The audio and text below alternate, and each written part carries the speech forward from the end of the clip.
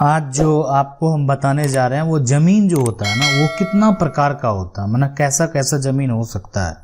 मतलब आप देखें कि हर चीज़ का इस दुनिया में नाम दिया जाता है।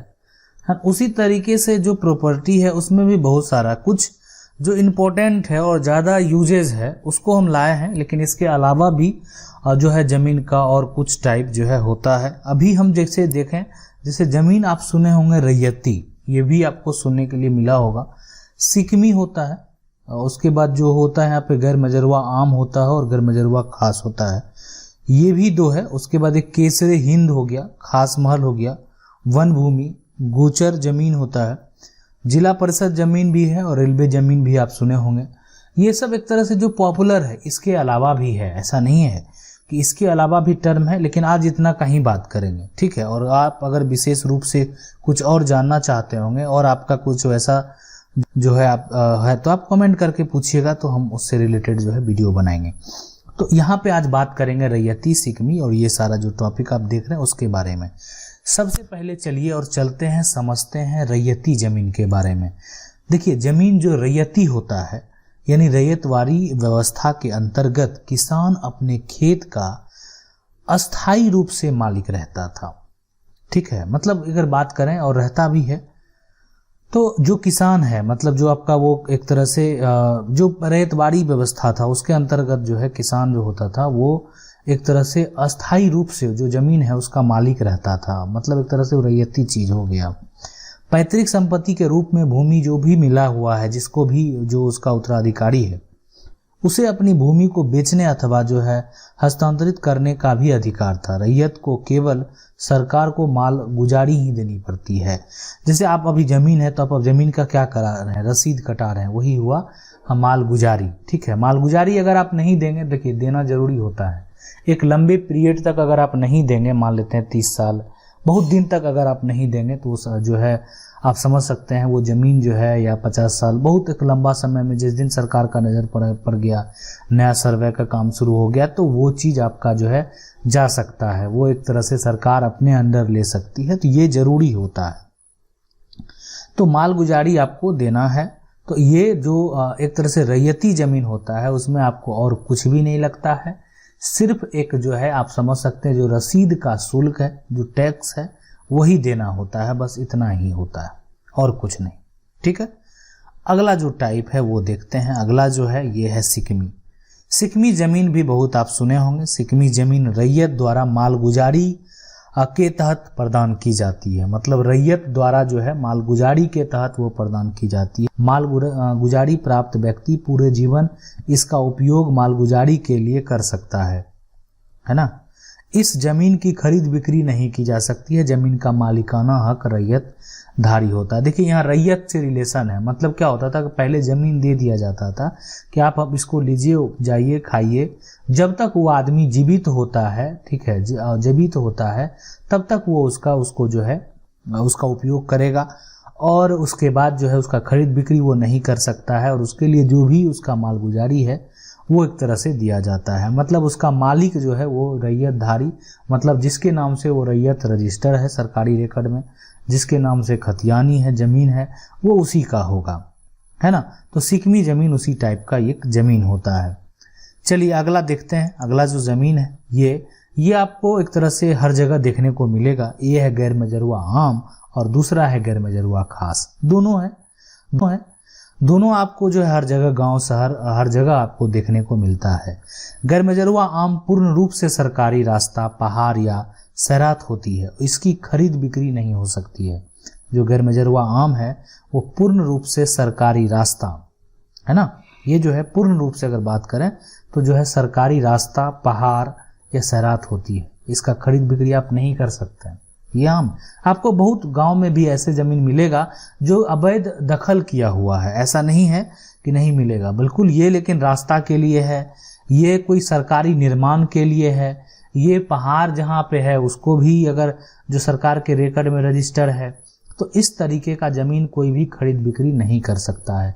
कोई उसको कब्जा में अगर लंबे समय तक लिए हुए है तो बहुत लोग उसको सरकार के द्वारा, अगर ऐसा है वो भूमिहीन है, उसके पास जमीन नहीं है, कब्जे में है, तो देख रेख के लिए बंदोबस्त करा सकता है। दूसरी चीज़ है कि अगर ये मजरुआ आम है उस पे जो है एक तरह से विवाद है और एक बड़ा एरिया में है, तो किसी को अगर जो पदाधिकारी अलॉट कर देगा देख रेख के लिए, तो वो जो है अपने अंडर में उसको देख रेख में रख सकता है।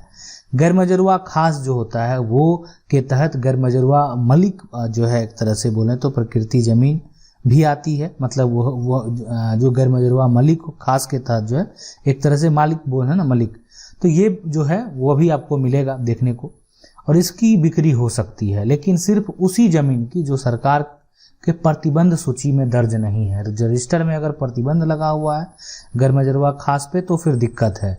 तो लेकिन अगर वो उस पर प्रतिबंध नहीं है और आपका जमीन का जमाबंदी भी कायम है तो आप बेच सकते हैं, कोई तरह का दिक्कत नहीं है। तो कोई आदमी खरीदने वाले हैं तो बात को पहले समझ लीजिए, पहले देख लीजिए कि जो व्यक्ति बेच रहा है उसका जमीन का रसीद कट रहा है कि नहीं कट रहा, मतलब समझ लीजिए जमाबंदी कायम है कि नहीं, आपको देख लेना है, तभी जमीन लीजिए गैर मजरूआ खास।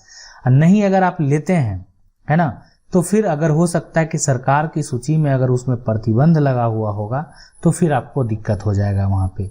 चलिए अगला जो यहाँ पे देखते हैं वो है केसर ए हिंद, है ना, केसर ए हिंद भारत सरकार की जमीन है। ये जमीन जो होता है वो भारत सरकार का होता है, ठीक है। भारत सरकार की केसर हिंद जमीन जिसे केंद्र और राज्य सरकार को सुरक्षित रखना है। बहुत सारा जमीन ये आपको हर जगह ये देखने को मिलेगा। जब आप देखेंगे सरकारी रिकॉर्ड में जमीन का विवरण, जो जमीन भी ये भी बहुत सारा अवैध कब्जा इस पे भी बहुत सारा किया हुआ है, लोग इसको दखल किए हुए हैं, ठीक है। लेकिन वो दखल में है, सिर्फ उनका कोई भी जो है एक तरह से कागज नहीं बनाया गया है। जब भी प्रशासन का नज़र पड़ेगा और वो एक तरह से ज़रूरत के लिए अगर ये उपयोग में आएगा तो इसको जो है बेदखल कर दिया जाएगा। लेकिन इसमें भी बहुत सारा जमीन ऐसा है जो लोग अगर जो ग्रामीण क्षेत्र में ज़मीन है तो बहुत सारा भारत सरकार की ज़मीन है जिसको लोग जो है दखल किए हुए हैं। दूसरा है खास महल। जमींदार कुछ ऐसी जमीन रखते थे जिस पर मेला और हाट लगाया जाता था, ये जमींदार के पास होता था, या फिर खाली रखा जाता था। इसका बिक्री नहीं हो सकता था, यह लीज पे सरकार से लिया जाता था। तो खास महल में वो रिकॉर्ड में आ गया, लेकिन इसे भी सरकारी जमीन माना जाता है। मतलब अगर आप इसका खरीद बिक्री का अगर आपके साथ ना हो जाए तो ये बात भी ध्यान रखें। हो सकता है जमीन उसके अंदर में हो, जो आदमी बेच रहा है उसके अंदर में ऐसा जमीन हो, लेकिन इसका भी खरीद बिक्री नहीं होता है। तो इस बात का भी आपको यहाँ पे ध्यान रखना है कि खास महल अगर टाइप का है तो आपको उसको नहीं लेना है। तो इस बात को वही माइंड में आप सेट कर लें। अब अगर कुछ और पॉइंट है, जैसे मान लेते हैं आप जो है गोचर है, मतलब एक तरह से जो ग्रास वगैरह है उसको चरने के लिए, है ना, जानवर को चरने के लिए, इस टाइप का बहुत सारा जमीन का रिकॉर्ड जो है वो गोचर जमीन में आता है। उसके बाद रेलवे की जमीन आप देखें हर जगह जहाँ भी रेलवे लाइन है, और वो देखिए कहीं ना कहीं रैयती जमीन ही रेलवे लाइन में गया है। जो मतलब क्या होता है, जैसे आज आपके क्षेत्र में रेल नहीं है और आपका ज़मीन के लिए रेलवे में आपको देना है तो वो रेलवे के लिए रिकॉर्ड में चला जाएगा, और वो किसी का ही रैयती ज़मीन ही है, लेकिन उसके एवज में आपको उसका मुआवजा दिया जाता है, तभी आप रेलवे को ज़मीन देंगे। या कोई भी सड़क निर्माण में, अगर आप सड़क निर्माण में अगर भारत सरकार के अंतर्गत अगर मान लेते हैं जो सड़क बन रहा है तो भारत सरकार को अगर आप दे रहे हैं, या राज्य सरकार को कोई ज़मीन अगर आप दे रहे हैं उसके तहत, या नहर में अगर आप कोई ज़मीन दे रहे हैं तो उसके तहत आपको मुआवजा दिया जाता है। और मुआवजा लेने के बाद वो ज़मीन जो है वो सरकारी के रिकॉर्ड में चला जाता है, सरकार के रिकॉर्ड में चला जाता है, ठीक है। उसके बाद होता है वन। कहीं कहीं बहुत सारा आपको वन में भी जो है एक तरह से वो रजिस्टर मिलेगा कि मतलब वन क्षेत्र है, जंगल है ना, जंगल है, ये सब भी अलग से रिकॉर्ड जो है वो रजिस्टर मिलता है कि वो सब जमीन है उस पर मान लेते हैं घना जंगल है बहुत सारा, तो उसमें मान लेते हैं नदी का जमीन हो गया, पहाड़ का जमीन हो गया। देखिए सरकार का भी अपना खतियान होता है, जैसे जिस तरह से रैयती का अपना खतियान होता है, जो जमींदार है जिसके पास जमीन है उसके पास अपना खतियान होता है, उसी तरह से सरकार के पास भी अपना खतियान है। सरकार को सब पता है कि उसकी जमीन कहाँ है, तो सारा इन्फॉर्मेशन उसमें जो दिया हुआ है। लेकिन अगर आप मान लेते हैं कि आप उस सरकार की ज़मीन है, सरकार को आप कोई यूज नहीं है और किसी के घर के पास है, या किसी के मान लेते हैं ज़मीन जो खेती युक्त ज़मीन है उसके बगल में है, तो वो दखल करके जो है उसको कैप्चर करके आप समझ सकते हैं बलपूर्वक रखे हुए हैं।